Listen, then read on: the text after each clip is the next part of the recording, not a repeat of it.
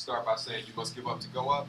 Let's give up to go up. You must give up to grow up. Let's give up to grow up. You must give up on the way up. Let's give up on the way up. And give up more to stay up. Give up more to stay up. I cannot teach. I cannot teach what I do not know. what I do not know. I cannot lead. I cannot lead. Or I will not go. Or I will not go.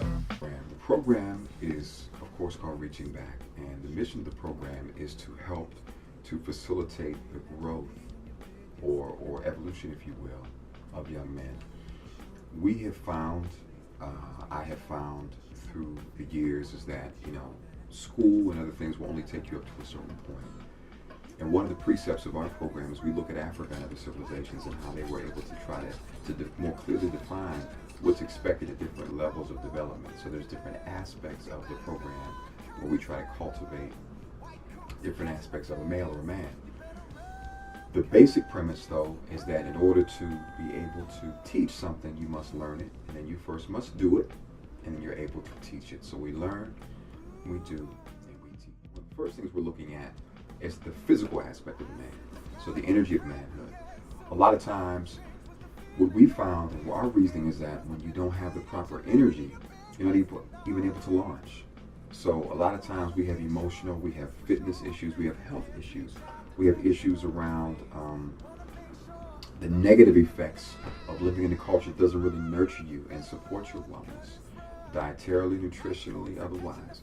So the first thing we want to do is get you up to the point where you can even move. How long will you last? You better run, Curtis, run. White coats are catching the fast. You better run, Curtis, run.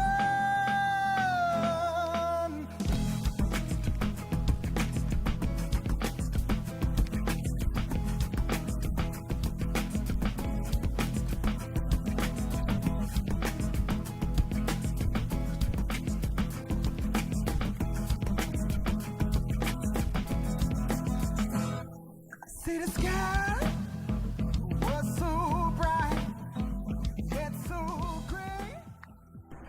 There are numerous events in my life that made me want to start this program. The first thing is that, first of all, in my life, I had a lot of positive male role models growing up. So, that's my father, that's my grandfather, huge in my life. But I was surrounded by positive black men in many ways, and so I began to see the impact on that. And what happens when you don't have that? What happens at times when I feel like I didn't make use of that to the degree that I needed to? Make sure all of you guys are involved in something structured over the summer. Whether it's a job, whether it's a part of the chess mentoring program we're going to do a while for my chess players, whether it's doing some community service, our sessions on Saturday, if you're going to be doing our workout, we're going to do some training for the football, basketball, track, and all the other athletes. I learned two things from looking at people. Probably around the time I was maybe 19, 18, I began to see that the people who really made an impact everywhere, anywhere, were people who had either come from somewhere else or people who had gone somewhere else and come back. So those were the people who really did stuff. And I began to look at all the people, even the Malcolm X's, the Marcus Garveys of the world. So we, chose to go with Ghana. Keith was already connected there. And so we went for 10 days. We went to Accra, Kumasi. A highlight of the trip for me and others was Cape Coast to the slave dungeons. We went to the village where we were a part of an ancestral installment where they were made elder installment, I should say, where the elders were made members and chiefs of this village, which was huge.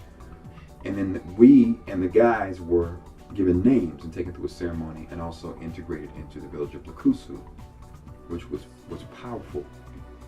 And so it was really, really dynamic, and we were received with open arms everywhere that we went.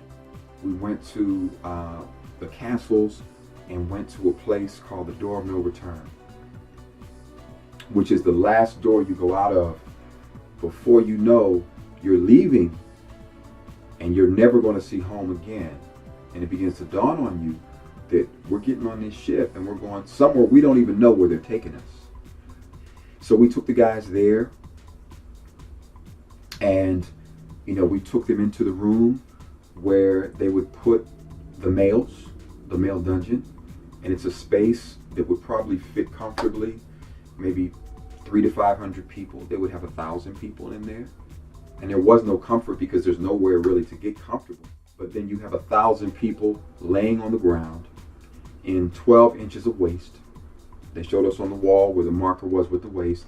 And so about a third of the guys would just die before they even got to the ship. Then we went to the room where, and the brother who was our guide in this first room, he's explaining this to us about what's going on and taking us through the process. And the guys cried. I mean, it was intense, and we took them through that process about this is what you came through, and your ancestors made it through here. So you are the descendants of those who would not die. You're the descendants of those who would not quit. So what does that say about you? And what does it say about your responsibility for carrying on the legacy of strength, resilience, and honor and dignity, as opposed to calling each other things that we shouldn't call each other and doing things to each other that we shouldn't be doing to one another because we don't really know who we are, what we've been through, and what we're supposed to be doing with our lives.